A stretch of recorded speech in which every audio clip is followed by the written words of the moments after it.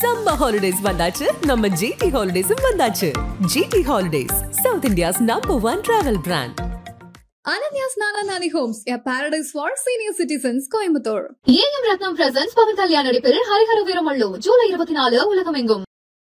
BJP கூட்டணி அமைச்சதன் மூலமாகவே ஏடிஎம்கே உடைய அலைன்ஸ் வந்து ஸ்ட்ரென்தன் ஆயிருக்கு. ஏன்னா திரு விஜய், திரு சீமான் போன்றவர்கள் வந்து ஓட்டை பிரிப்பாங்க. நோ டவுட், அவங்களுக்கு ஒரு செல்வாக்கு இருக்கு. அந்த ஓட்டு யார் ஓட்டை பிரிப்பாங்கிறதுல எல்லாருக்கும் குழப்பம். இன்னைக்கு இருக்கக்கூடிய கரண்ட் ஏடிஎம்கே பிஜேபி அலைன்ஸ்ல திரு சீமான் மட்டுமோ திரு விஜய் மட்டுமோ இவங்க யாரா வந்தா கூட உத்தரவாதமான இப்போ கேள்வி கேட்டாங்க, அதுக்கு ஒரு பதில் சொல்லணுமே, சரி வந்தா சந்தோஷமா இருக்கும், அந்த அளவுல தான் அவருடைய பதில். வெளியில உள்ள தனி சேனல் எல்லாரோடையும் போயிட்டு சேனல் எப்படி இருக்குன்னு கேட்கறது யதார்த்தம் சார். எங்க சேனலோட வந்து சேர்ந்துருங்கிறது தானே. ஏன் ஓடக்கூடாது? அதிமுகல வந்து முதல்வர் வேட்பாளர் எடப்பாடி பழனிசாமி அவர்கள் தான். விஜய் அவர்களும் நான் தான் முதல்வர் வேட்பாளர் அப்படின்றது அங்கேயும் சொல்லிட்டாங்க. இப்போ ஒருவேளை இந்த இணைப்பு சாதகமான திரும்ப அந்த ஒரு பிரச்சனை வந்துடாதா? விஜயகாந்த் முதல்வர் வேட்பாளர் தானே சொன்னாரு. 2006 இருந்தாரு, 2009 2011 என்னாச்சு? 2011 சட்டமன்ற தேர்தல் வந்துச்சுல, ஜெயலலிதாவோட அணிவிச்சார்ல, அதுல ஒன்றும் தப்பு கிடையாது. நேற்று கூட அவங்க சேலத்துல பேசும்போது குரான் மேல சத்தியம் பண்றோம், நாங்க வந்து பாஜகவோட கூட்டணிக்கு போக மாட்டோம் அப்படின்றாங்க. குரான் மீது ஆணையாக பாஜக கூட கூட்டணி கிடையாது. அப்ப என்ன இஸ்லாமியர்கள் ஓட்டு எடுக்கிறதுக்கு ட்ரை பண்றீங்க? சூப்பர், வச்சுங்க. பாஜக கூட அலைன்ஸ் வேண்டாம், ஏடிஎம் கூட அலைன்ஸ் கிடையாது சொல்லுங்க. நீங்க தான் முதலமைச்சர் வேட்பாளர். அப்ப எடப்பாடி பழனிசாமி வந்து உங்க கூட துணை முதலமைச்சர் உட்காருவாரா? பிஜேபி கூட சர்ச்சை ஓடுதான் நீங்க எடப்பாடி பழனிசாமி கிட்ட கேட்கும்போது என்ன சொல்லிட்டாரு? தனிப்பெரும் ஆட்சி சொல்லிட்டாரா? இல்ல, இவர் சொல்லிட்டாரு. நீங்க சொல்லுங்க, ஏடிஎம் கூட அலைன்ஸ் கிடையாது சொல்லுங்க. எங்களோட வரவங்களுக்கு நாங்க ஒரு கூட்டணி சேர்த்துக்கும், ஆட்சி அலைன்ஸ் வேண்டாம் சொல்ல வேண்டாம். ஏடிஎம்கே எங்க அலைன்ஸ்க்கு வந்தா திரு எடப்பாடி பழனிசாமிக்கு 3 அமைச்சர் தரோம் சொல்லுங்க. ஏன் சிக்கி? அவர் ஏற்கனவே அவ்வளவு பெரிய கட்சி. அவர் 2017 உள்ள எடப்பாடி பழனிசாமி கிடையாது. நான் பலமுறை சொன்னது போல அவர் யாரோ 3 பேர் அடிச்சு தாதாவானவர் கிடையாது. அவர் அடிச்ச 3 பேருமே தாதா. அவர் வந்து ஜெயலலிதா அவர்களுடைய அறையில தான் உட்கார்ந்தார். அவர் ஜெயலலிதா அவர்களுடைய சீட்ல தான் உட்கார்ந்தார். டே 1ல இருந்தே அவர் வந்து தன்னுடைய அப்ரோச்சை மாத்திக்கிட்டார். அவர் வந்து ஒரு எஸ்டாப்லிஷ் லீடர். நீங்க வந்து புது தலைவர்னு அவர் கொண்டு வர முடியாது. இபிஎஸ் அவர்களுடைய கை உயர்ந்திருக்கு அப்படின்னு புரிஞ்சுக்கலாம். கலாட்டா நேயர்களுக்கு வணக்கம். நான் சரவண ராம்குமார். இன்று நம்மோடு மரியாதைக்குரிய மூத்த ஊடகவியலாளர் திரு ரங்கராஜ் பாண்டே அவர்கள் இணைஞ்சிருக்கார். அவர்கிட்ட பேசலாம். வணக்கம் சார். எடப்பாடி பழனிசாமி அவர்கள் மக்களை காப்போம், தமிழகத்தை மீட்போம் அப்படின்ற பெயர்ல சுற்றுப்பயணத்தில் ஈடுபட்டிருக்காரு. அந்த சமயத்துல கொடுத்த ஒரு பேட்டியில சில விஷயங்களை பதிவு செஞ்சிருக்காரு. அதுல தாவேக்கா வரணும், ஏன்னா திமுகவை வீழ்த்தணும்னா தாவேக்கா வரணும், சீமான் அவர்கள் வரணும் அப்படின்றதையெல்லாம் அவர் பேசியிருக்காரு. முதல்ல இந்த ஒரு எதிர்பார்ப்பு அப்படின்றது ஒண்ணு இருக்கு இல்லையா சார்? இவங்கெல்லாம் வரணும் அப்படின்னு எடப்பாடி பழனிசாமி அவர்களுக்கு ஒரு எதிர்பார்ப்பு இருக்கு. அது எந்த அளவுக்கு கை கூடும் அப்படின்றத பாக்குறீங்க? எதிர்பார்ப்பு இருக்குன்னு நான் நினைக்கல. இது வந்து அவர் அழைப்பு விடுக்கல. இது வந்து உங்களுக்கு புரியல, எங்களுடைய கூட்டணிக்கு நீங்க வாங்க அப்படிங்கிற அழைப்பு இல்லை. அது வந்து எல்லாரும் ஒன்று சேர்ங்க, எல்லாருக்கும் நோக்கம் ஒன்று சேர்ந்தா கெயின். அப்படி இல்லைன்னு யாரும் சொல்ல முடியாது, அவ்வளவுதான். அவர் வந்து இந்த அலைன்ஸ் பிஜேபியுடைய அமைஞ்ச உடனேயே அவங்களுக்கு மொத்தமாக அந்த சினாரியோ மாறிடுச்சு. அதிமுக பிஜேபியுடைய கான்ஃபரன்ஸ் லெவல் கூடிருச்சு. இன்னைக்கு எதிர்க்கு ஆளுங்கட்சியில் வந்து எல்லாரும் கூட்டணி கட்சியிலேருந்து அண்ணன் திருமாவளவன் வந்து திரு பே சண்முகத்துலேருந்து எல்லாருமே பார்த்தீங்கன்னா அவங்க வந்து ஏடிஎம்கே பிஜேபி கூட்டணி வச்சாங்க, பாசிசர் கூட்டணி வச்சாங்கன்னு சொல்லிட்டு அந்த கூட்டணி பற்றியே தான் பேசுகிறாங்க. அது வந்து எடப்பாடி பழனிசாமி சரியான முதலமைச்சரா, ஸ்டாலின் சரியான முதலமைச்சரா, நாங்கள் என்ன கொள்கைகளை செஞ்சோம், நீங்கள் என்ன துரோகங்களை செஞ்சீங்க, இதை வைக்கல. அவங்க டிஎம்கே அலைன்ஸ்லேருந்து எல்லாரும் பிஜேபியோட கூட்டணி சேர்ந்தா பிஜேபியோட கூட்டணி இதே தான் வைக்கிறாங்க. அப்போ என்ன தெரியுது? பிஜேபி கூட்டணி அமைச்சதன் மூலமாகவே ஏடிஎம்கே உடைய அலைன்ஸ் வந்து ஸ்ட்ரென்தன் ஆயிடுச்சு. அப்போ ஏற்கனவே இருந்தவங்கெல்லாம் இருப்பாங்கன்னு ஒரு யூகம். அது வந்து திரு ஓபிஎஸ்லேருந்து, திரு டிடிவிலேருந்து, திரு வாசன்லேருந்து இவங்கெல்லாம் இருப்பாங்கன்னு ஒரு அதுவும் வந்துருச்சுன்னா இன்னும் பலமாக இருக்குமே அப்படின்னு. அப்போ இவர் வந்து வெற்றியை 100% உத்தரவாதப்படுத்துவதற்காக நீங்கள் ஒரு முக்கியமான விஷயத்தை கவனிக்கணும். இந்த ஏடிஎம்கே பிஜேபி அலைன்ஸ் அமைஞ்ச பிறகு இந்த 200 சீட்டில் வெற்றிங்கிற வார்த்தையை விட்டுட்டாங்க. டிஎம்கே வந்து 200 சீட்டு வெற்றி 200 சீட்டு சொல்லிட்டு இருந்தாங்க. நல்லா யோசிச்சு பாருங்க. இப்போ 230 நாள் 200 விட்டுட்டாங்க. தெளிவாக தெரிஞ்சிருச்சு கடா. அவங்களுக்கு வந்து 200 கிடையாதுங்கிறது தெரிஞ்சு வச்சு. அப்புறம் 150 130 அதுக்கு மேலே போதா கீழே போதாங்கிறத வெயிட் பண்ணிட்டு இருக்காங்க. அப்போ இவர் நினைக்கிறாரு, அப்போ நம்ம அந்த அலைன்ஸே வந்து இப்போ உறுதியாயிருச்சு, நம்ம வந்து ஒரு சான்ஸ் எடுக்கக்கூடாது. ஏன்னா திரு விஜய், திரு சீமான் போன்றவர்கள் வந்து ஓட்டை பிரிப்பாங்க. நோ டவுட், அவங்களுக்கு ஒரு செல்வாக்கு இருக்கு. அந்த ஓட்டு யார் ஓட்டை பிரிப்பாங்கிறதுல எல்லாருக்கும் குழப்பம் இருக்கு. அது டிஎம்கே ஓட்டை பிரித்து ஏடிஎம்கேக்கு சாதகமாக அமையலாம், அதையும் மறுத்துட முடியாது. ஏடிஎம்கே ஓட்டை பிரித்து டிஎம்கேக்கு சாதகமாக அமைஞ்சிடலாம். உங்களுக்கு 2014 மும்முனை போட்டி வந்துச்சு, என்டிஏ தனியாக போட்டிடுச்சு, டிஎம்கேக்கு லாஸாக போயிடுச்சு, ஃபுல் ஓட்டு ஏடிஎம்கே அள்ளிட்டு போயிடுச்சு. 2014 37 சீட் ஜெயிச்சாங்க. 2016 மக்கள் நல கூட்டணி வந்துச்சு, அதுவும் டிஎம்கே ஓட்டு தான் பலந்துச்சு. ஏடிஎம்கே திரும்ப ஆட்சிக்கே வந்துருச்சு. உங்களுக்கு புரியுங்களா? அப்போ 2021 இருமுனை போட்டி இருந்துச்சு, தெளிவாக வந்து டிஎம்கே ஆட்சிக்கு வந்துருச்சு. 2026 மும்முனை போட்டி விஜய் வந்து ஒரு பெரிய ஃபோர்ஸாக வந்தா அது ஏடிஎம்கேக்கும் சாதமாக அமையலாம். நீங்கள் வந்து அது டிஎம்கேக்கு சாதமாக அமைஞ்சிரும், ஆன்டி டிஎம்கே ஓட்டு ஒன்று கணிக்க முடியாது. நான் ஏற்கனவே 2014 2016 சொன்னது போல 2026 கூட மும்முனை போட்டியாக மாறி திரு விஜய் அவர்கள் டிஎம்கே அலையன்ஸுக்கு உள்ள ஓட்டை கூட பிரிக்கலாம். சிறுபான்மை ஓட்டு எப்படி போடாமல் போவாங்க, பட்டியலின் சமூக ஓட்டு எப்படி போடாமல் போவாங்க, வட மாவட்ட ஓட்டு எப்படி விழாமல் போகும். அப்போ இதெல்லாம் டிஎம்கே ஓட் பேங்காகவும் இருக்குது. உங்களுக்கு புரியுங்களா? அப்போ முன்னாடி டிஎம்கே ஓட் பேங்க் யாரும் தொட முடியாது அப்படின்ட்டு இருந்த நிலைமை போய் இப்போ ரொம்ப தெளிவாக அவர் வந்து விஜய் அவர்கள் டிஎம்கே சிறுபான்மை ஓட்டுகளையும் எடுப்பார் அப்படி இடம் வந்துருச்சு. அப்போ ஏடிஎம்கே சாதமாக இல்லாமல் திரு எடப்பாடி என்ன விரும்புகிறார், போரிடம் பூரா எங்களுடைய வியூகத்தை சொல்ல முடியாது, வரலாம், வந்தால் மகிழ்ச்சி, திமுக எதிர்ப்பொருள் பூரா ஒன்றா வாங்க, இதை தான் சொல்லிட்டே வர்றார்.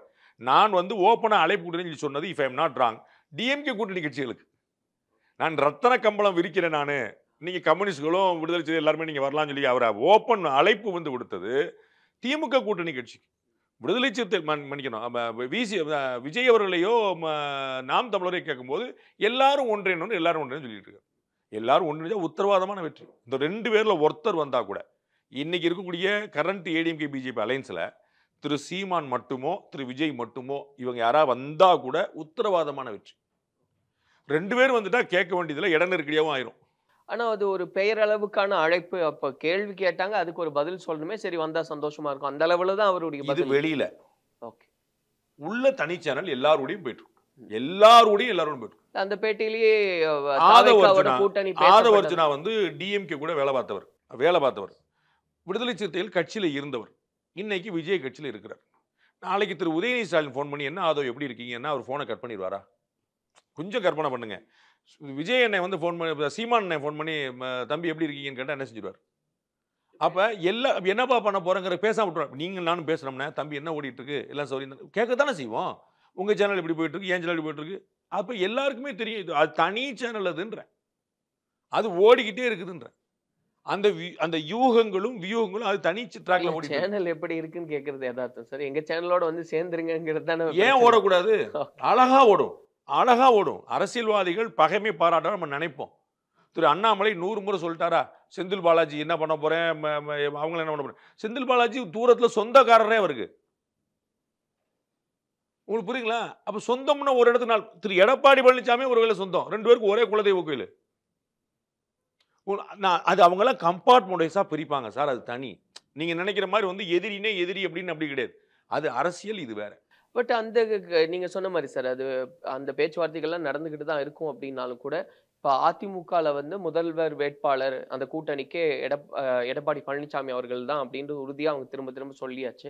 அப்போ இவர் விஜய் அவர்களும் நான் தான் முதல்வர் வேட்பாளர் அப்படின்றது அங்கேயும் சொல்லிட்டாங்க. இப்போ ஒருவேளை இந்த இணைப்பு சாதகமான திரும்ப அந்த ஒரு பிரச்சனை வந்துடாதா சார்? ஏன்னா இவர் கூட்டணி ஆட்சியே கிடையாது. ஆரம்பிக்கிற எல்லாருமே முதல்வர் வேட்பாளர் தான் ஆசைப்படுவாங்க, அதுல ஒன்றும் குழப்பம் இல்லை. ஆனா கூட்டணி ஆட்சி திரு திருமாவளவன் என்ன சொன்னார்? இப்போ திருமாவளவன் அவர்கள் வந்து விஜயோடைய வீழ்ச்சியை விரும்ப மாட்டார், சரிங்களா? விஜய் மேல ஒரு மதிப்பு மரியாதை வச்சிருப்பாரு, விஜய் அதே மாதிரி மரியாதை வச்சிருக்காரு திரு திருமாவளவன் மேல. ஆனா திரு திருமாவளவன் என்ன சொன்னார்? எங்க ஆட்சியில பங்குங்கிறது யார் சொல்ல வேண்டிய வார்த்தை அப்படின்னு என்ன அர்த்தம்? நீங்க ஆட்சிக்கே வர முடியாது பாஸ், அப்புறம் பங்கு கொடுக்குறேன்னு சொல்லி என்ன அர்த்தம்? தாஜ்மஹாலை வாங்கி உங்களுக்கு ஃப்ரண்ட் போர்ஷன் உனக்கு கொடுத்துருந்தேன் தம்பி அப்படின்னா என்ன அர்த்தம்? அது தாஜ்மஹால் வாங்க முடியாது. ஃப்ரண்ட் போர்ஷன் எனக்கு நீங்க சார் வந்து ஃப்ரண்ட் போர்ஷன் எனக்கு கொடுக்குறாரு, தாஜ்மஹாலை வாங்க முடியாது, அவ்வளவுதான் சொல்றாரு. நீங்க அதை தான் அவர் வந்து நாகரிகமான வார்த்தையில வந்து நீங்க ஆட்சியில பங்கு என்பது யார் சொல்ல வேண்டியது? திமுகவோ அதிமுகவோ? நீங்க சொல்ல என்ன பிரயோஜனம் இல்லை. அது வந்து நலம் விரும்பியாக இருக்கக்கூடிய திரு திருமாவளவன் அவர்களே சொன்னது. அப்போ வந்து முதல்வர் வேட்பாளர் அவர் சொல்லத்தான் செய்வார். விஜயகாந்த் முதல்வர் வேட்பாளர் தானே சொன்னாரு. 2006 இருந்தாரு, 2009 இருந்தாரு, 2011 என்னாச்சு? முதல்வர் வேட்பாளர் என்னாரு? 2011 சட்டமன்ற தேர்தல் வந்துச்சுல, ஜெயலலிதாவோட அணிவிச்சார்ல, அதுல ஒன்றும் தப்பு கிடையாது. இல்ல குறைஞ்சபட்சம் தாவேக்காவோட எதிர்பார்ப்பு அந்த துணை முதலமைச்சர் அப்படின்ற அளவுலாவது அது எல்லாமே பாஜக ஆட்சியில பங்கு வகிக்குதா, விஜய் ஆட்சியில பங்கு வைப்பாரா, இது வந்து ரிசல்ட்டுக்கு பிறகுதான் தெரியும், சீட்டுக்கு பிறகுதான் தெரியும். நம்ம இப்ப மகாராஷ்டிரால தேவேந்திர பட்னவிஸ் தான் முதலமைச்சர் அப்படின்னு சொல்லிட்டாங்க, ஏக்நாத் சிண்டே துணை முதலமைச்சர் சொல்லிட்டாங்க. ஒரு பேச்சுக்கு சிவசேனாவும் பிஜேபியும் ஒரே அளவில் சீட் வாங்கியிருந்தோம்னு வச்சுக்கோங்க, ஏக்நாத் சிண்டே நான் தான் முதலமைச்சர் சொல்லிட்டு மாட்டாரா? டபுள் மடங்கு சீட்டு கூட வாங்கிட்டார். அவர் இல்லாட்டாலும் ஆட்சி அமைக்கிற இடத்துக்கு பிஜேபி நடந்துருச்சு. அப்போ அவர் பேசாமல் சரின்ட்டார். உங்களுக்கு புரியுதுங்களா உங்களுக்கு? அப்ப தேர்தலுக்கு பிறகுதான் அதை செய்யுன்றான். இன்னைக்கு நீங்க பேசல அர்த்தம். அது பிஜேபியோ அதிமுகவோ விஜயோ யாருமே பேசல அர்த்தம் இல்லை. இன்னைக்கு வந்து திமுக கூட்டணியில நாங்க ஆட்சியை பங்கு கேட்க மாட்டோம்னு சொல்றவங்க கூட திமுக அறுதி பெரும்பான்மையிட்ட கேட்பாங்க. ஏன்னா இது 2006லயே கேட்டிருக்காங்க. காங்கிரஸ் கட்சி 2006லயே கேட்டுச்சு. எங்களுக்கு வந்து ஆட்சியில் பங்கு சென்ட்ரல் கவர்மெண்ட்ல நீங்க இருக்கீங்களா எங்க கூட? சென்ட்ரல் கவர்மெண்ட் 2004 தேர்தல் வென்ற பிறகு 2004 வந்து ஆட்சியில் பங்கு வச்சாங்க. யாரு? திமுக. அப்ப திரு தங்கபாலு கேட்டார், எங்களுக்கு பங்கு கொடுங்கன்னு கேட்டார். அன்னைக்கு கொடுக்காம அப்படி விட்டாங்க. அப்ப அன்னைக்கே கேட்டவங்க 10 வருஷம் கழிச்சு எப்படி 20 வருஷம் கழிச்சு எப்படி கேட்காம விடுவாங்க? ஆனா அது ரிசல்ட்டுக்கு பிறகு ஒருவேளை திமுக 130 140 சீட் கிடைச்சுன்னு வச்சுங்க, திமுக தனியா யாரும் கேட்க மாட்டாங்க, பேசாம இருப்பாங்க. திமுக 110 சீட் கிடைச்சா கூட எல்லாரும் கேட்பாங்க. 8 சீட் கம்மியா இருக்குன்னா கூட எல்லாரும் எங்களுக்கு கொடுத்தா தான் ஒரு ஆளுக்கு ஒரு மந்திரியா கொடுங்கன்னு கேட்டுருவாங்க. பட் இப்போ வெளிய இருக்கிறது அதிகபட்சமா ஒரு ஃபோக்கஸ் அப்படின்றது தாவேகா மேல இருக்கு, நாம் தமிழர் கட்சி மேல இருக்கு. அப்படிங்கும்போது சார், நேற்று கூட அவங்க சேலத்துல பேசும்போது உறுதியாவே சொல்றோம், குரான் மேல சத்தியம் பண்றோம், நாங்க வந்து பாஜகவோட கூட்டணிக்கு போக மாட்டோம் அப்படின்றாங்க. அதிமுகவை எதிர்க்க வேண்டிய தேவையில்லை, ஏன்னா அதிமுக தொண்டர்கள் எல்லாருமே எங்க பக்கம் வந்துட்டாங்கன்னா கிட்டத்தட்ட ஒரு நெகட்டிவாவே பேசுறாங்க அப்படின்றது தான் இருக்கு. இல்ல அதான் நம்ம எப்பயுமே 2வது மட்டம் 3வது மட்ட தலைவர்கள் பேசுறத நம்ம வந்து ஒரு உற்சாக மிகுதி தான் வச்சுக்கணும். திரு எடப்பாடி பழனிசாமிக்கு முன்னாடி 100 பேர் பேசுறது வந்து விவாத பொருளா மாறாது. திரு எடப்பாடி பழனிசாமி தனிப்பெரும் ஆட்சின்னு சொல்லும் போது தான் எல்லாரும் விவாத பொருளா, ஏன்னா அவர் தான் டிசிஷன் மேக்கர். அப்ப தாவேகா பொறுத்தளவுக்கு திரு விஜய் தான் டிசிஷன் மேக்கர். எந்த முடிவையும் எடுக்கவும் மாற்றம் அவருக்கு மட்டுமே உரிமை. ஏற்கனவே அவர் சொன்னது தானே சார், திமுகவும் கிடையாது பாஜகவும் கிடையாது. அதுதான் அவரே மாத்துவார். நான் உங்களுக்கு உதாரணம் சொன்னேனே, 2006 விஜயகாந்த் தானே முதலமைச்சர் வேட்பாளர். 2009 மக்களவைத் தேர்தல் சந்திச்சார்ல. 2011 என்ன ஆச்சுன்னு கேட்கிறேன். நம்ம பார்த்தோம்ல. அப்போ வந்து அன்னைக்கு வந்து ஒரு நிலைமை நாளைக்கு வரைக்கும் அப்படி இருக்குன்னு சொல்லுவேன். நான் உங்களுக்கு பல முறை 2025 டிசம்பர் வரைக்கும் எந்த முடிவும் யாரும் எடுக்க மாட்டாங்க. ஆளுக்கு மாநாடு போட்டுட்டே இருப்பாங்க, ஆளுக்கு கூட்டம் போட்டு இருப்பாங்க, எழுச்சி மாநாடு, புரட்சி மாநாடு, எல்லாம் பண்ணிட்டே இருப்பாங்க. They will decide only after the pulse பார்த்த பிறகு. அப்போ இன்னைக்கு வந்து திரு ஆதவர்ஜுனா சொல்றாருன்னா அது சொல்லிட்டு போவார். அதுலேயுமே ஒரு வழி எடுத்துக்கலாம். அவர் ஏன் ஏடிஎம்கே ஒரு கூட்டணி மாட்டேன்னு சொல்ல வேண்டியதானே? குரான் மீது ஆணையாக பாஜக கூட கூட்டணி கிடையாது. அப்போ என்ன இஸ்லாமியர்கள் ஓட்டு எடுக்கிறதுக்கு ட்ரை பண்றீங்க, சூப்பர் வச்சுங்க, பாஜக கூட அலைன்ஸ் வேண்டாம். ஏடிஎம் கூட அலைன்ஸ் கிடையாது சொல்லுங்க, நீங்க தான் முதலமைச்சர் வேட்பாளர். அப்போ எடப்பாடி பழனிசாமி வந்து உங்க கூட துணை முதலமைச்சர் உட்காருவாரா? இல்ல அங்கிருந்த தொண்டர்கள் எல்லாமே இங்க வந்துட்டாங்கன்றதே சொன்னா அந்த கட்சியே. அப்ப ஏடிஎம் கூட அலைன்ஸ் கிடையாது சொல்லுங்க. நீங்க பிஜேபி கூட அலைன்ஸ் கிடையாது சொல்றீங்க இல்லங்க, திமுக கூட அலைன்ஸ் கிடையாது சொல்றீங்க இல்லங்க, ஊர் பூரா போஸ்டர் ஓட்டுறீங்க இல்லங்க. ஐடி விங்கு மாவட்ட உறுப்பினர் நியமித்த தளபதி விஜய் அவர்களுக்கு நன்றின்னு போடும் போதே மக்களுடைய விருப்பத்துக்குரிய முதலமைச்சர் வேட்பாளர் விஜய்னு போடுறாங்க. அப்ப நீங்க தான் முதலமைச்சர் வேட்பாளர். அதை வச்சு நான் மறுப்பாரா யார் முதலமைச்சர் வேட்பாளர்னு? அப்ப சொல்லுங்க, எடப்பாடி பழனிசாமி வேணா துணை முதலமைச்சர் ஆகட்டும், இல்லாட்டி நாங்க அவருக்கு ஆட்சியில் பங்கு சொல்ல வேண்டியதானே? அது என்னங்க பிஜேபி கூட கூட்டணி வைக்க மாட்டேன், ஆனா ஏடிஎம்கே கூட பத்தி பேச மாட்டேன்னு சொல்றீங்க. அப்ப உங்களுக்கு ஒரு உள்குத்து கணக்கு இருக்குல்ல? புரியுதா? புரியல? புரியுது சார். பட் அது டிஃபேம் பண்ணி தானே சார் சொல்றாங்க. ஏங்க அது டிஃபேம் பண்ணிங்கிறது ஒரு உள்குத்துங்க. இவங்க அதான் சொல்றேன், நீங்க வந்து ஒண்ணு கணக்கு வைக்க வேண்டியது திரு விஜய், இவங்களை கிடையாது. 2வது இவங்களே வச்சுக்கோங்க, ஏடிஎம்கே கூட்டணி சொல்லுங்க, நீங்க தான் தைரியமான ஆளாச்சே. நீங்க இருக்கிற அண்ணன் ஆனந்த், அண்ணன் Aadhav Arjuna, IRS officer John Arokiasamy இருக்கிற பெருமக்கள் பூரா சொல்லட்டும், ஏடிஎம்கே கூட கூட்டணி கிடையாது. அப்படி வேணும்னா ஏடிஎம்கே எங்க கூட சேரட்டும், நாங்க அவங்களுக்கு ஆட்சியில் பங்கு 3 மந்திரி சொல்லட்டும். பிஜேபி கூட சர்ச்சை ஓடுதான்னு நீங்க எடப்பாடி பழனிசாமி கேட்கும்போது என்ன சொல்லிட்டாரு? தனிப்பெரும் ஆட்சின்னு சொல்லிட்டாரா இல்லையா? அப்ப அதுலதான் நீங்க குழம்பிட்டு இருக்கீங்க, சண்டையா மண்டவாடி தானே. இவர் சொல்லிட்டாரு, நீங்க சொல்லுங்க, ஏடிஎம்கே கூட அலைன்ஸ் கிடையாது சொல்லுங்க. அப்ப நீங்க ஒரு கணக்கு வச்சுட்டு இருக்கீங்களா? அதனாலதான் நாளைக்கு ஒரு கிரே ஏரியா வச்சுக்கிட்டு ஏடிஎம்கே பிஜேபி எல்லாம் அலைன்ஸ் இருந்துக்கிட்டு விஜய் உள்ள சேர்ந்தாருன்னு நாங்க பிஜேபி அலைன்ஸ் சொல்லலையே, ஏடிஎம்கே அலைன்ஸ் தானே சொல்லியிருக்கோம். ஏடிஎம்கே பிஜேபி அலைன்ஸ் வச்சிருக்கு, நாங்க ஏடிஎம்கே அலைன்ஸ் வச்சிருக்கோம். வார்த்தை விளையாட்டு பாஸ், இது எல்லாமே சாத்தியம் தான். விடுதலை சிறுத்தைகள் பாஜக கூட கூட்டணி வச்சிருந்தது தெரியுமா உங்களுக்கு? 2001 சட்டமன்ற தேர்தலில் எப்படி அவங்க திமுக கூட கூட்டணி வச்சிருந்தாங்க, திமுக பாஜக கூட கூட்டணி. அப்ப பாஜகவும் நீங்க அன்னைக்கு நாளைக்கு அண்ணன் திருமாவளவன் போயிட்டு என்ன பாஜக கூட்டணி வச்சதானே நீங்க கேளுங்க, நாங்க பாஜக கூட வைக்கலன்னு சொல்லுவாரு. நாங்கள் திமுக கூட. ஆனா ஜோக் என்னன்னா, திமுகவும் பாஜகவும் ஏற்கனவே சேர்ந்திருக்கு 99லயே. அதுல பின்னாடி இணைஞ்ச ஒரு விடுதலை சிறுத்தைகள். அப்ப பாஜக கூட்டணி தெரியாம போனாரா? புரியுதா நான் சொல்ற சினாரியோ? அத மாதிரி அண்ணன் நாளைக்கு வந்து விஜய் என்ன சொல்லுவாரு, நான் இப்போதும் பாஜக கூட்டணி கிடையாது, அதிமுக கூட்டணி. பாஜக கூட்டணியோட இருந்தாலுமே அது சாத்தியம். அவ்வளவுதான், அதுதானங்க பர்பஸ். இனிமே நீங்க அதிமுக பாஜக கூட்டணி தொடருமாங்கிற கேட்கல அர்த்தம் கிடையாது. அது டூ லேட். திரு ஓ பன்னீர்செல்வத்தை சேர்ப்பீங்களான்னு கேட்டதுக்கு திரு இபிஎஸ் பதில் சொல்றாரு, இட் இஸ் டூ லேட், அது கடந்து போயிருச்சுங்க, அதெல்லாம் முடிஞ்சு போயிருச்சுங்கன்ட்டு. அத மாதிரி இனிமே ஏடிஎம்கே பிஜேபி அலைன்ஸ் தொடருமாங்கிற கேள்வி கிடையாது. ஏடிஎம்கே பிஜேபி அலைன்ஸ்ல இனிமே அடுத்து கேட்க வேண்டியது எவ்வளவு சீட்டுங்கிற மட்டும்தான். இப்போ சீமான் அவர்கள் முன்னாடி வந்து உறுதியாவே எந்த கட்சியோடும் கூட்டணி இல்லைன்னு சொல்லிட்டு இருந்தவர் திடீர்னு இல்லை அது நான் பின்னாடி சொல்றேன் அப்படின்ற மாதிரி சொல்லி இருந்ததாகட்டும் சார். முதலமைச்சர் அவர்களை நேர்ல பார்த்து ஆறுதல் சொல்றேன் அப்படின்னு அவர் சந்திப்பு, இதையெல்லாம் கணக்கு பண்ணி அதுலயும் ஒரு கணக்கு இருக்கும் அப்படின்னு முதலமைச்சர் அவர்களுக்கு ஆறுதல் சொன்னதை வந்து நீங்க அது கணக்கிலே சேர்க்கக்கூடாது. அது வந்து ஒரு நாகரிகம், பேண வேண்டிய நாகரிகம். எல்லாருமே அவருடைய குடும்பத்தில் ஒரு மூத்த சகோதரருக்கு வந்து இந்த மறைவு ஏற்படுதுன்னா அவர் போய் பார்க்குறாரு. அது எல்லாருமே செய்ய முடியும். திரு எடப்பாடி பழனிசாமி போலாம்ன்ற ஒரு தப்பும் கிடையாது. அதுல என்ன இருக்கு? ஜெயலலிதா அவர்கள் இருந்தபோது எல்லாரும் போனாங்கல்ல, கலைஞர் அவர்கள் இருந்தபோது எல்லாரும் போனாங்கல்ல, இதுல எந்த கட்சி வந்துச்சு? அதுல ஒண்ணு. அப்போ ஒரு குடும்பத்தில் ஒரு இழப்புன்னு போய் பார்க்குறேங்கிற அது என்டையர்லி டிஃபரெண்ட். திரு சீமானுக்கு ஏடிஎம்கே பிஜேபி அலைன்ஸில் கடுமையான ஆஃபர் இருக்கு. டெய்லி காலைல சாயந்தரம் ஃபோன் பேசிக்கிட்டே இருக்கு. அண்ணனுக்கு பேசுறாங்க, அன்னைக்கு பேசுறாங்க, எல்லாருக்கும் பேசுறாங்க. அது பேசிக்கிட்டே இருக்கு, அது ஓடிட்டே இருக்கு. என்னவா முடியுதுன்னு பார்க்கணும். இப்போ இந்த சூழ்நிலையில சார் நீங்க சொன்ன மாதிரி திமுக கூட்டணியில் இருக்கக்கூடிய கட்சிகளை பார்த்து தான் எடப்பாடி பழனிசாமி அவர்கள் வாங்க அப்படின்னு கூப்பிடுறாரு. இந்த கட்சிகளை அந்த அளவுக்கு கன்சிடர் பண்ணல அப்படின்னு ஒரு வெளியில நான் உங்களுக்கு அதை கிளாரிஃபை பண்ணேன். வெளியில உள்ள போயிட்டே இருக்கு. எல்லாரும் பேசிட்டு இருக்காங்க. கட்டாயம் பேசுவாங்க. இப்ப இருக்கிற சூழ்நிலையில நான் உங்களுக்கு சொன்னல, நீங்க புரிஞ்சுக்கணும். ஏன் ஏடிஎம்கே கூட கூட்டணி கிடையாதுன்னு சொல்லல. இந்த ஒரு கேள்விக்கு பதில் தெரிஞ்சீங்கன்னா முடிஞ்சது. பிஜேபி கூட்டணி கிடையாதுன்னு சொல்லிட்டே இருக்காங்கல்ல, ஏடிஎம்கே கூட்டணி அந்த ஒரு வார்த்தை சேர்த்து சொல்ல உங்களுக்கு என்ன பிரச்சனை? உங்களுக்கு புரியுங்களா? அதை ஏன் சொல்ல மாட்டேன்றீங்க? அவ்வளவுதான் உங்களுக்கு கேள்வி. அப்ப பேச்சு ஓடிட்டு இருக்கா இல்லையாங்கிறதுக்கு பதில் அங்க இருக்கு. ஆனா எங்களோட வரவங்களுக்கு நாங்க ஒரு கூட்டணி சேர்த்துக்குவோம், ஆட்சி அலைன்ஸ் வேண்டாம் சொல்ல வேண்டாம். சரிங்களா? அது எதுக்கு சார் ஏடிஎம் கூட அலைன்ஸ் கிடையாதுன்னு சொல்ல வேண்டாம். ஏடிஎம்க்கு எங்க அலைன்ஸ்க்கு வந்தா திரு எடப்பாடி பழனிசாமிக்கு 3 அமைச்சர் தரோம் சொல்லுங்க. ஏன் சிரிக்கிறீங்க? அது எப்படி சொல்லுங்க? கட் பண்ணி போடணும். நீங்க ஏன் சிரிக்கிறீங்க? நீங்க இல்ல அது ஏன்னா அவர் ஏற்கனவே அவ்வளவு பெரிய கட்சின்னு அவ்வளவுதான் உங்களுக்கு சொல்லிட்டு இருக்கிறேன். அப்புறம் திருப்பி முதலமைச்சர் வேட்பாளர், அமைச்சர் பங்கு, ஆட்சி திரும்பி சொல்லிட்டு இருக்கலன்னு அர்த்தமே இல்லை. அதான் சொல்ல நான். கட்சியில எது பெருசுன்னா திமுக, அதிமுக, அப்புறம் தான் மற்றவங்க. இது ரொம்ப தெளிவு. அப்ப நீங்க ஏடிஎம் கூட அலைன்ஸ்னு சொல்ல மாட்டீங்க. இல்லாட்டி ஏடிஎம்க்கு எங்கலைஸ் வரட்டும் 3 மந்திரி பதவி போனா போதும் தந்துரும் அப்படின்னு சொல்லுங்க. அதையும் சொல்ல மாட்டேன்றீங்க.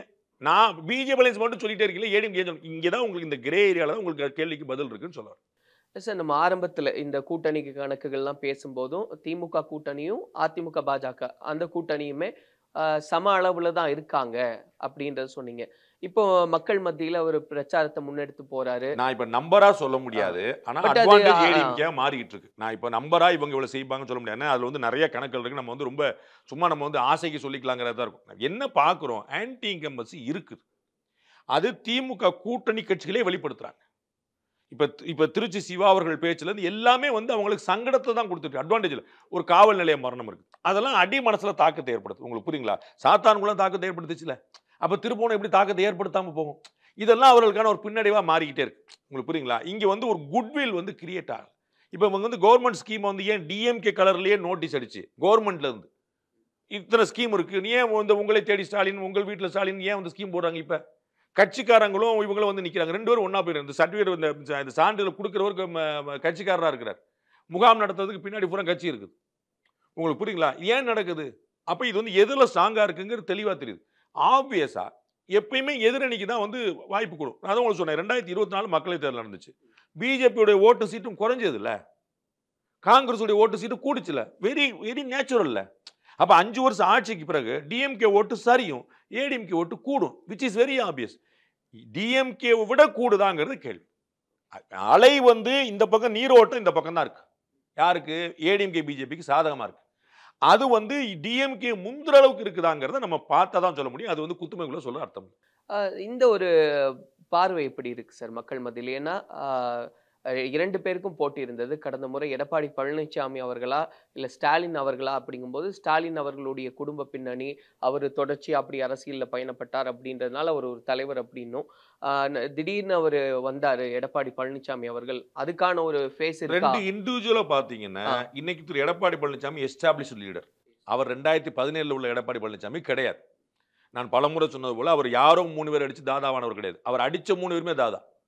அதனால அவர் வந்து 2017 நீங்க பாத்தீங்க. நான் வந்து இது மாஃபாய் பாண்டியராஜன் அவர்கள் திரு ஓபிஎஸ்க்கு சப்போர்ட் பண்ணும்போது நான் டிவில இருக்கும்போதே நான் கேட்டேன். ஏங்க உங்களுக்கு அவரை பார்த்தா தெரியலையா? அவர் வேற மாதிரி பிஹேவ் பண்றாருங்க, அவருடைய அப்ரோச்சே வேற மாதிரி இருக்குங்க. நான் சொன்னேன், நிறைய உதாரணங்கள் சொன்னேன். அவர் வந்து ஜெயலலிதா அவர்களுடைய அறையில தான் உட்கார்ந்தார். அவர் ஜெயலலிதா அவருடைய சீட்ல தான் உட்கார்ந்தார். முதலமைச்சர் டபுள் சீட்ல தான் உட்கார்ந்தார். திரு ஓபிஎஸ் இந்த குறி காலத்துல உட்கார்ல. அவருடைய அமைச்சர் அவருடைய ரூம்ல தான் மேல வந்து முதலமைச்சர் மாத்திக்கிட்டார். உங்களுக்கு புரியுங்களா? டே 1ல இருந்தே அவர் வந்து தன்னுடைய அப்ரோச்சை மாத்திக்கிட்டார். உங்களுக்கு புரியுங்களா? அப்புறம் டக்குனு திரு டிடிவி தினகரனை மாத்தி விட்டது, திருமதி சசிகலா மாத்தி விட்டது, அவர் கடகடன்னு அடுத்த வேலை நகர்த்திட்டார். இன்னைக்கு ஓபிஎஸ் கழட்டி விட்ட வரைக்கும் எல்லாம் அவர் வந்து அவருடைய பார்வையில் தெளிவாக இருக்கிறார்.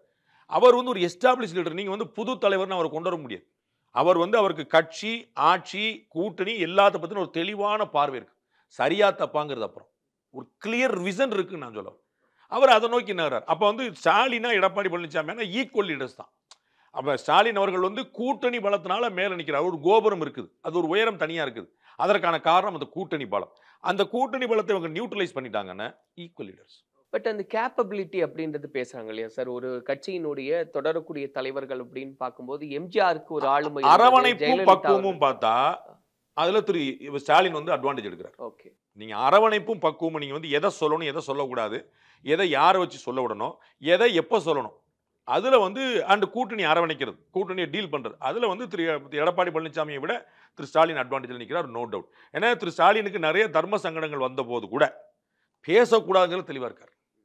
எந்த கேள்வி எடுக்கணும், எந்த கேள்வி தவிர்க்கணுங்கிறது தெளிவா இருக்கிறார். நான் விரும்பும் போது பேசுறேன், நீங்க விரும்பும்போது பேசுறது இல்லை. அதுல நான் விரும்பும் போது எந்த கேள்வி எடுத்துக்கிறேங்கிறதுல அவர் தெளிவா இருக்கிறார். அப்ப அந்த கூட்டணி அதுல என்ன நம்ம பார்த்தோம், விடுதலை சிறுத்தைகள், மார்க்சிஸ்ட் கம்யூனிஸ்ட், இந்து கம்யூனிஸ்ட் எல்லாருமே சண்டை போடுறாங்க. காங்கிரஸும் கம்யூனிஸ்டும் சண்டை போடுது. ராகுல் காந்தி அவர்கள் ஆர்எஸ்எஸும் மார்க்சிஸ்டும் ஒண்ணுட்டார். யார் சொன்னா? ராகுல் காந்தி அவர்கள். பேசணும் உங்களுக்கு எங்களெல்லாம் பார்த்தா எப்படி தெரியும் சண்டை போடுறாரு. இதை பத்தி எந்த ஊடகமும் பேசாது. அதை விட்டுருங்க, தனி பிரச்சனை. டிஎம்கே சத்தம் காட்டாம இருக்கும், அப்படி ஒன்று நடக்கிற மாதிரியே. ஆனால் திரு நயினார் நாகேந்திரன் பேசினாலோ, திரு அண்ணாமலை பேசினாலோ, படக்குன்னு தமிழ்நாட்டில் கூடிய 28 ஊடகங்கள் ஓடி வந்து ஐயோ அண்ணாமலை பேசிட்டார், அண்ணாமலை பேசிட்டார். திரு சண்முகம் அவர்கள் ராகுல் காந்தியை திட்டுறாரு. செல்வ பிறந்த பதில் திட்டணும்ல. எப்படிங்க எங்க தலைவரை பேச போச்சுன்னு உங்களுக்கு புரியுதா? பேச மாட்டார். அங்கதான் அவர்கள் கூட்டணியை பக்குவமா ஒருங்கிணைப்பா கொண்டு போறாங்கன்னு சொல்லுவார். இப்போ இந்த கேப்பபிலிட்டி சார் நான் கேட்டது, இப்போ எம்ஜிஆர் அவர்களுக்கான ஒரு ஆளுமை, ஜெயலலிதா அவர்களுக்கான ஒரு ஆளுமை, இப்போ எடப்பாடி பழனிசாமி அவர்களுக்கான ஆளுமை அப்படின்னு ஒரு அந்த கணக்கீடு அப்படின்னு பார்க்கும்போது எந்த இடத்துக்கு நகர்ந்து இருக்காரு? அப்படி யாரையுமே கம்பேர் பண்றதே தப்பு. அது வந்து வாரிசு கணக்கே கிடையாது. கபில் தேவ் வேற, கவாஸ்கர் வேற, டெண்டுல்கர் வேற, தோனி வேற, கோலி வேற. வாரிசு கணக்கா கேட்கல சார். அது வேற வேறன்ற நானு. நீங்க வந்து கோலியோட டெண்டுல்கர் சூப்பரா, கோலியோட தோனி சூப்பராங்கிற கேள்வியே கிடையாது. டெண்டுல்கர் வேற பீரியட், வேற பிளேயர். தோனி வேற பீரியட், வேற பிளேயர். அது தனித்தனி. அது நீங்க எம்எஸ் விஸ்வநாதன் தான் சூப்பர்னு 1000 பேர் சொல்லுவாங்க. இளையராஜா சூப்பர் லட்சம் பேர் சொல்லுவாங்க. ஏஆர் ரஹ்மானுக்கும் அனிருத்துக்கான பெரும் டீம் இருக்குது. இது நீங்க அனிருத்தையும் எம்எஸ் விஸ்வநாதன் எப்படி கம்பேர் பண்ணுவீங்க? எம்எஸ் விஸ்வநாதன் ஆடின கேமே வேற. அவருக்கான வாய்ப்புகள், வசதிகள், சந்தர்ப்பங்கள், கட்சி தலைவர்கள், கூட்டணி, பாடகர்கள், பாடல் வரி எழுதுறவங்க எல்லாமே வேற, என்டையர்லி டிஃபரெண்ட். இன்னைக்கு இருக்கிற சிலர் அனிருத் பண்றதையும் நீங்க எம்எஸ் விஸ்வநாதன் எப்படி நீங்க கம்பேர் பண்ணுவீங்க? அப்ப எம்ஜிஆருடைய அரசியல் வேற, ஜெயலலிதாவுடைய அரசியல் வேற, இவருடைய அரசியலே வேற, என்டையர்லி டிஃபரெண்ட். எம்ஜிஆர் காலத்து அரசியல்வாதிகளே இன்னைக்கு இல்லை. இவங்க தான் லாஸ்ட் லெக். இன்னும் எம்ஜிஆரே பல பேருக்கு நேம் தெரியும். காமராஜர் சொல்ற மாதிரி, காந்தி சொல்ற மாதிரி எம்ஜிஆர் பேர் அழிக்க முடியாத பேர். ஆனா அந்த பாலிடிக்ஸ் டிஃபரெண்ட்ல. எம்ஜிஆர் என்ன அரசியல் பண்ணாரு உங்களுக்கு புரியாதுல்ல. உங்களுக்கு புரியுங்களா? உங்களுடைய வயசுக்கு எம்ஜிஆர்ங்கிற நேம் தெரியும்.